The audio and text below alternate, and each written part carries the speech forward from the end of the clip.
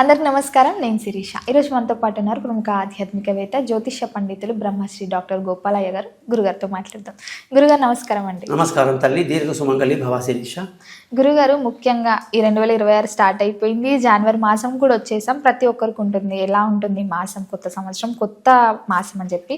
So ముఖ్యంగా చూసుకుంటే వృషభ రాశి వారికి ఎలా ఉంటుందంటారు? ఆర్థిక పరంగా, ఆరోగ్య పరంగా, డబ్బు పరంగా మొత్తం మీద చూసుకుంటే ఎలాంటి జాగ్రత్తలు తీసుకోవాలంటారు? ఈ మాసంలో వృషభ రాశికి శుక్రుడు అధిపతి. ఆయన మనకు మకరంలోకి వస్తున్నాడు. మకరంలో ఉండడం వల్ల 9వ ఇల్లు అవ్వడం వల్ల భాగ్యం, అదృష్టం బాగా కలిసి వస్తుంది. ఎంతో ఉత్సాహంగా ఉంటారు, ఆనందంగా ఉంటారు, అన్ని పనులు పెట్టుకుంటారు.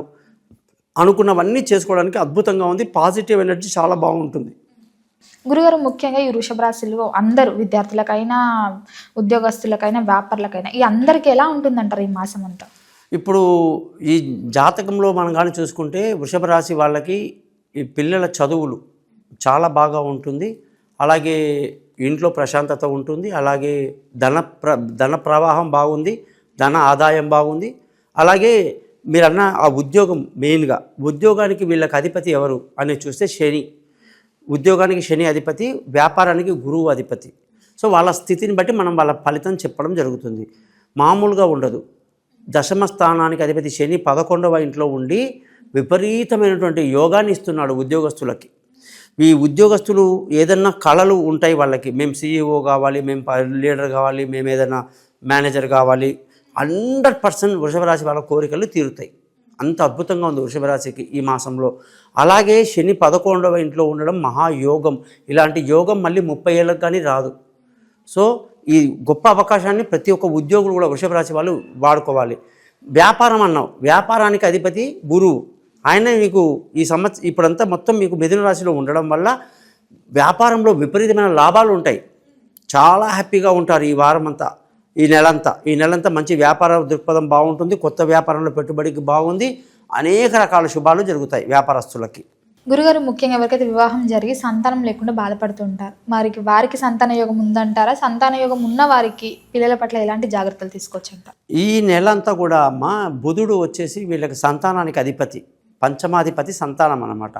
అటువంటి బుధుడు వచ్చేసి మనకి ఈ నెలంతా కూడా అష్టమంలోకి రాబోతున్నాడు. అష్టమంలో ఉంటున్నాడు. తర్వాత నవమంలో అంటే 9వ ఇంటికి వచ్చినప్పుడేమో సంతాన యోగం అంతా బ్రహ్మాండంగా ఉంటుంది.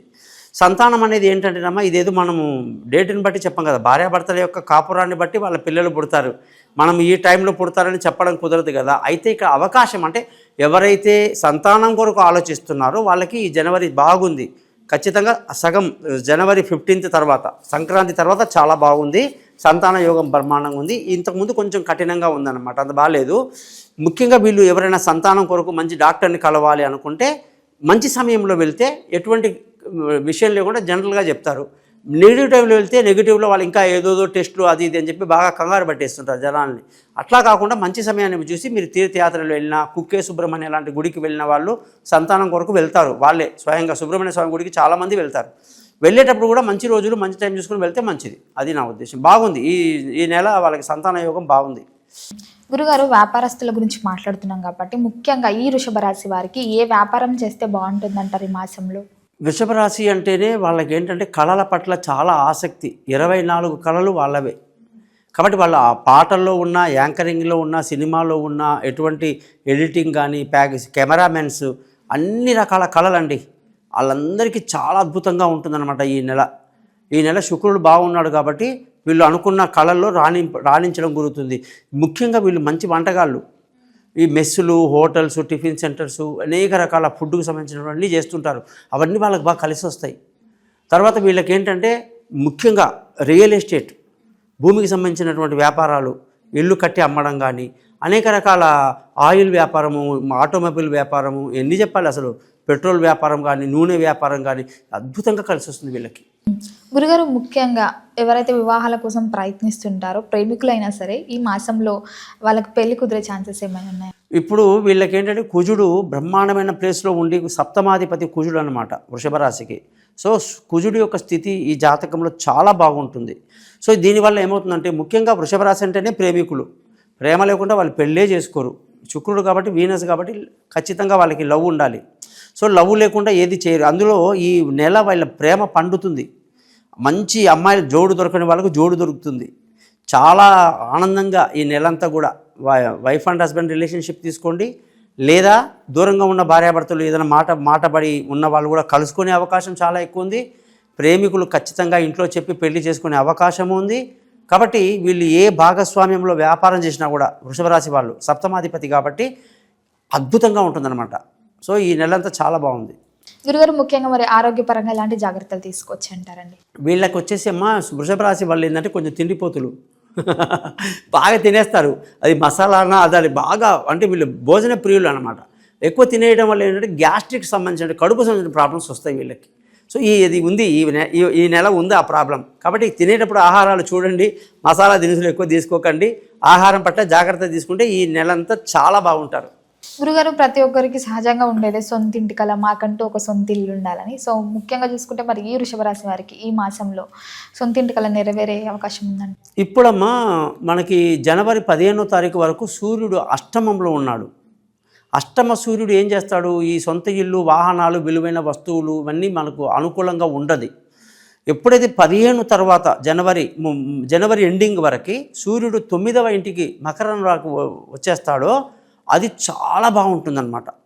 సో అదృష్టం కలిసి వస్తుంది, తల్లి ఆరోగ్యం బాగుంటుంది, సొంత ఇల్లు కొనడము, అమ్మడము, లావాదేవీలు, అలాగే వాహనాలు, విలువైన వస్తువులు ఏదైనా సరే అన్నిటికి కూడా 15 జనవరి తర్వాతనే చాలా బాగుంటుంది. గురుగారు దూర ప్రయాణాల గురించి చూసుకుంటే చాలామంది ఈ రోజుల్లో దూర ప్రయాణాలు చేయాలంటే భయపడుతున్నారు. సో ఈ రాశి వారు, వృషభ రాశి వారు ఈ మాసంలో చేయొచ్చు అంటారు దూర ప్రయాణం? దూర ప్రయాణాలు చేయడానికి భయపడుతున్నారనడానికి నువ్వు ఇంకో మాట కూడా చెప్పాలి. ఎందుకంటే ప్రేక్షకులకు అర్థం కాదు. సడన్గా ఈ అమ్మాయి ఏంటి దూర ప్రయాణం చేయకూడదా? ఇండిగో వాళ్ళ స్టోరీ చూస్తే తెలుస్తుంది. మొత్తం ఫ్లైట్లు ఎన్ని వందల ఫ్లైట్లు క్యాన్సిల్ చేసి నిజంగా నాకే భయం అవుతుంది. ఎందుకంటే నావి చాలా ఫిక్స్డ్గా ముందే బుక్ అయి ఉంటాయి ఫ్లైట్ టికెట్స్. ఇప్పుడు కోయంబత్తూరు వెళ్తాను నేను జనవరి 24th అక్కడ ఉంటాను నేను, ఆ పెద్ద మీటింగ్లో ఉంటా. ఆ టైంలో నాకు ఫ్లైట్ అనేది రెడీగా ఉన్నాయి అప్ అండ్ డౌన్. ఇప్పుడు అది ఏమవుతుందో నాకే బెంగగా ఉంది. కాబట్టి మెయిన్ కారణం ఇలాంటి విషయాలు అన్నమాట. వాళ్ళు ఇర్రెస్పాన్సిబుల్గా ఉండడం వల్ల ఒక వృషభ రాశికే కాదు అందరికీ ఎఫెక్ట్ అవుతుంది. కానీ ప్రత్యేకంగా వృషభ రాశి వాళ్ళకి పంచమాధిపతి బుధుడు అష్టమంలో ఉండడం వల్ల 15 తారీఖు వరకు కొంచెం ఇబ్బందికరంగానే ఉంటుంది. 15 జనవరి తర్వాత ఎప్పుడైతే బుధుడు 9వ ఇంటికి వస్తాడో, మకరంలోకి వస్తాడో, అప్పుడు వీళ్ళ ప్రయాణాలు అనుకూలంగా ఉంటాయి. నేను బతికి బయటపడతా.